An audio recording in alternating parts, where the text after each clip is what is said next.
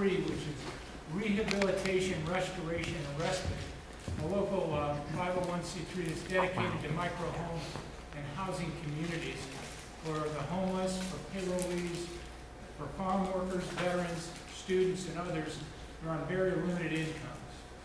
And Eric has been a friend of mine since 2019 when I met him at our Good Cities, we had a Good Cities stakeholders gathering in Minneapolis. And he was one of the leaders that a friend of mine, John Evans, brought with him from Monterey, California. And he served on the board of Community Homeless Solutions. Currently he's serving as the interim executive director for that group in Monterey County. And also has served on the National Homeless and Healthcare Advisory Board.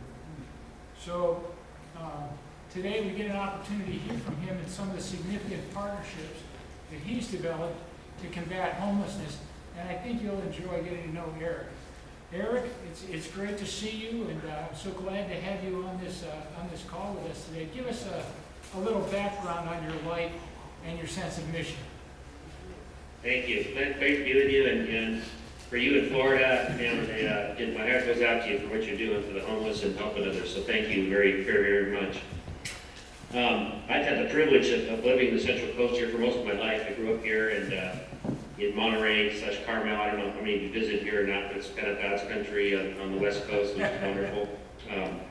My father was a physician here locally, and my mom was a nurse and worked the school district, different things, but they really instilled, obviously, a sense of serving locally very early on. So they both came from the Midwest, which is good. Anytime you get Minnesota and Wisconsin stock, you end up with good serving people, right, Glenn? I think so. But anyway, they instilled, serving very early on in my life. Even though we sort of lived in, I guess, a nominal Christian home, they were both involved with church in their communities in Minneapolis and then in Merrill, Wisconsin. But really came to know, for me personally, the Lord through Mount Hermon Camp, which is a Christian camp out here in the Santa Cruz Hills, and what kind of scared me into the kingdom, I think, is our camp counselor would play tapes of people possessed by Satan or by demons at night. We're in monks in bed, so I got scared into the kingdom early, I guess. But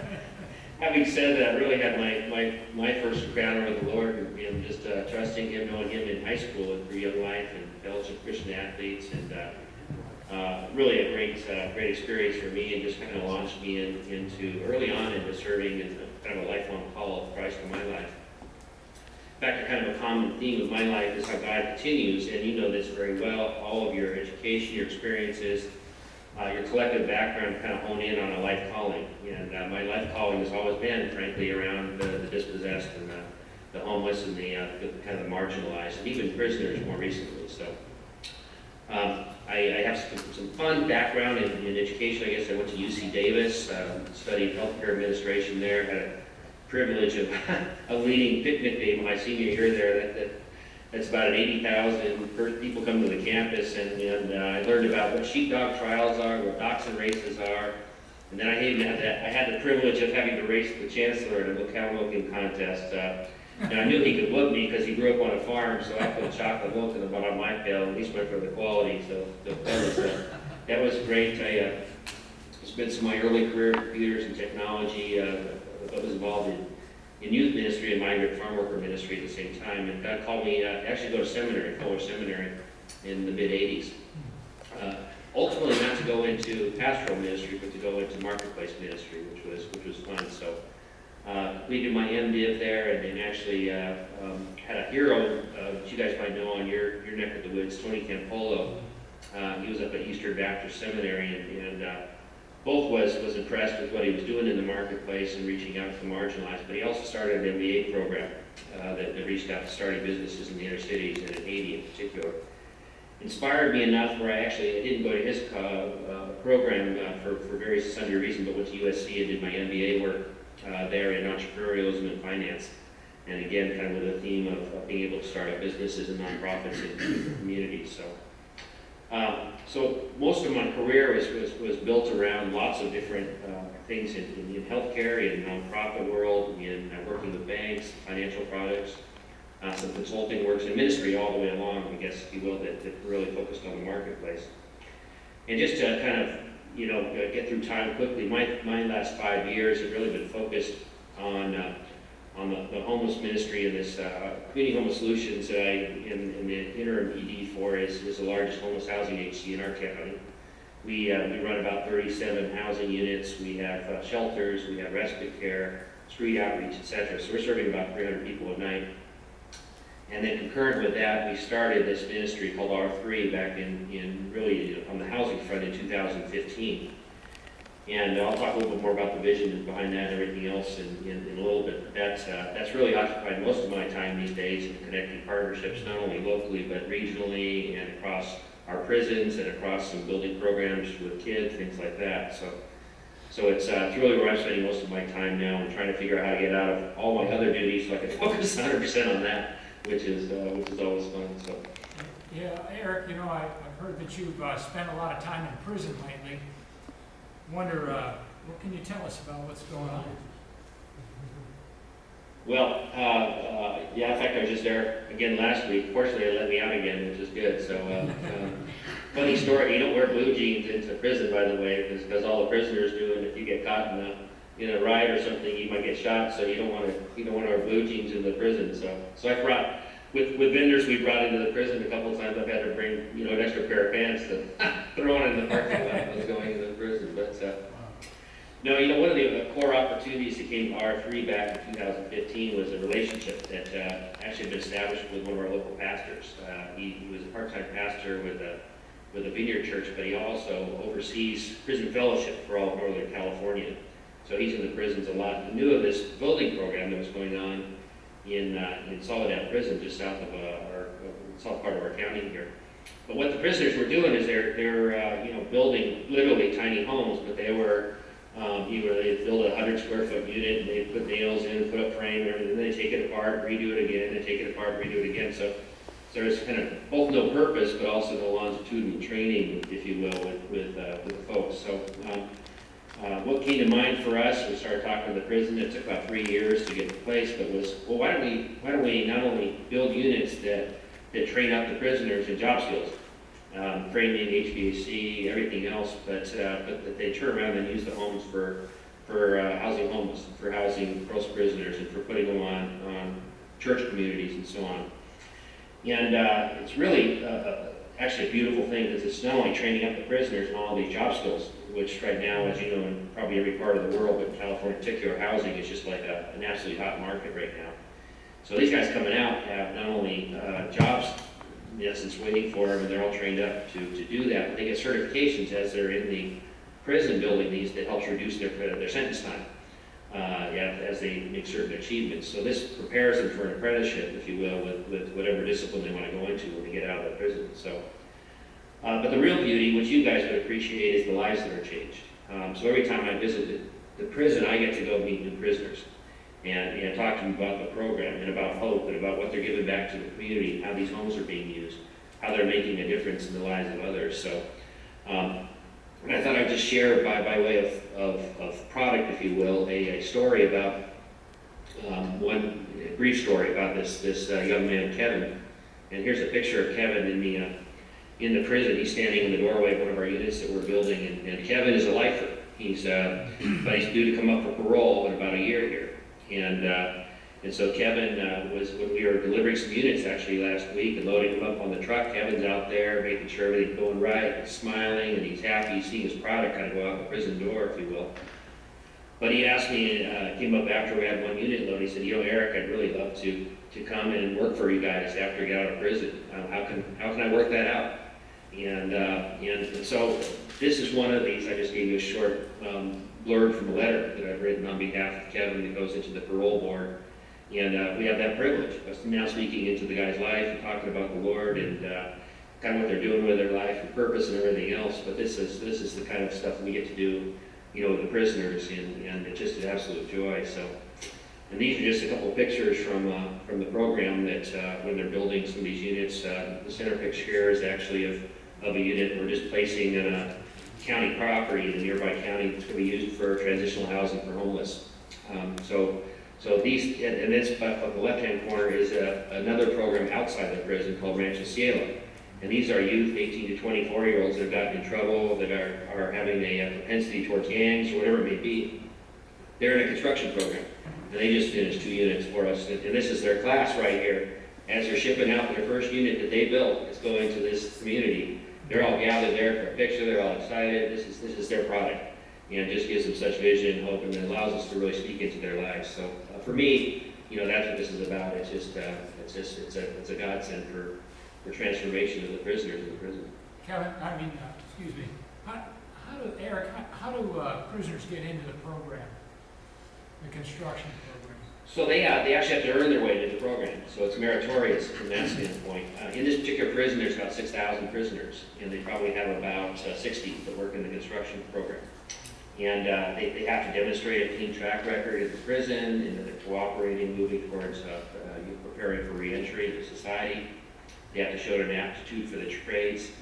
In their vocational yard, it's not just construction, but they have welding, and they have automotive repair and things like that. So it's a mix of a lot of different skill sets that these guys can attain. But welding, for example, in our area in neck of the woods, is huge because of our ag equipment that has to be repaired all the time, and they're constantly short of people that have welding skills. So this is a great preparation, again, for guys coming out of the program to run right into a program there. But their rewards are strong. They work hard. And the rewards, as I said, about their accountability is built into the program, but also these certifications they get along the way that help them with their prison, so with their prison sentencing time. So from that standpoint, they earn their way in and they stay there. And if they start screwing up or they decide they're not going to put 100% effort, they can be dismissed from the program too. So it's something that keeps them on a track of accountability all the way along. How many prisons are you currently working with in the state of California, and what are your plans for expansion? So we're working exclusively right now with the Soledad prison because we wanted to pilot and get everything absolutely right in the prison so that we could replicate it in other prisons that we're going to add coming up over the next year or so. In fact, I have a meeting Friday with the Secretary of the Department of Corrections to talk about next steps and rollout, but we're planning to add another 6 or 7 prisons over the next 6 to 12 months throughout Northern California and a couple of other California as well. It will really replicate this program that we've developed at Soledad. So it's nice to get all the bugs out first, and then to roll it out to the other prisons. Well, from there, tell us a little bit about the tiny house villages, and how many tiny house villages have been built currently through R3 or through any of the partners you're working with? You bet. So we have one village that will be completed here in about 2 weeks, and that's initially 5 homes. We'll be building another 10 homes on that property, so that's for family transitional housing. And then we have 4 projects that are lined up, ready to go. 2 of them on church sites, and actually with some of your good friends, Glenn, from Modesto and Stanislaus County. Yeah. So church sites are really very apropos and a great target for us for California, because a lot of churches have excess property where they can actually build units, but it also is a continuation of their mission, and it allows them to house people on the campus and things like that. So yeah, we have 4 projects that will be lined up over the next year, and then we're doing some independent, what they call ADUs, or accessory dwelling units, granny units, in backyards on 2 private properties as well. That program we really want to expand and use for, again, guys that are trained up in prison to come out and then build these ADUs in backyards for us. So it'll really be our social enterprise, if you will, around construction that takes the guys that we've trained up in the prison to come build for us. So tell us about the size of these tiny homes, and also just go right into, tell us a little bit about the cost of a tiny home being built in a prison compared to other kinds of supportive housing. You bet.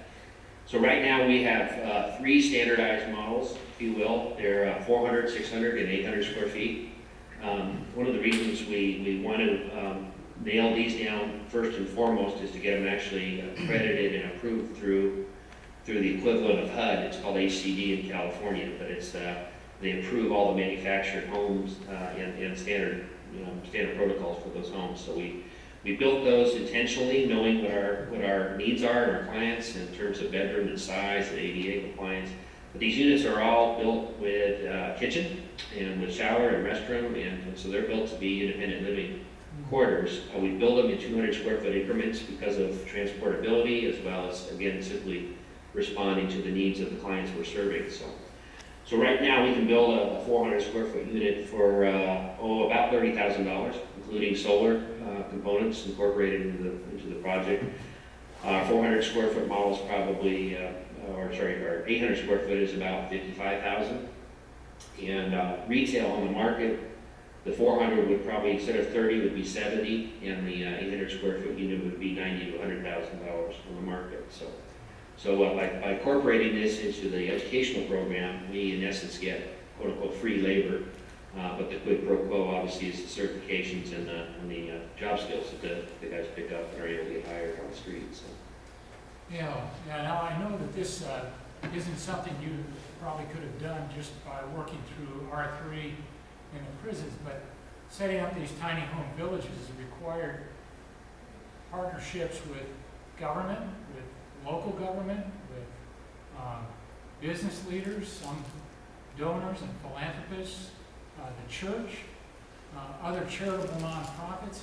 Tell us a little bit about the kind of effective partnerships you've had to develop as you developed this model.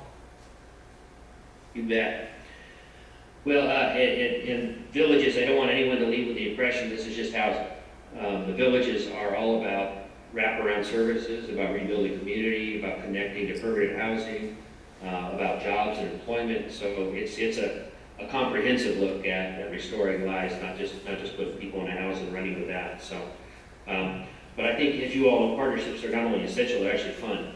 For me, I love developing partnerships and relationships, and being connected to the community you're in for a long time really helps with that, right? Especially if you don't burn your bridges or do something stupid where people want nothing to do with you in the future. But at least if you're respected and called upon to come and help. And in the world of homelessness, there's so many moving parts, and it's very complicated. It requires multiple partners to be involved. So those relationships are really critical. I'm just going to show you again by way of example.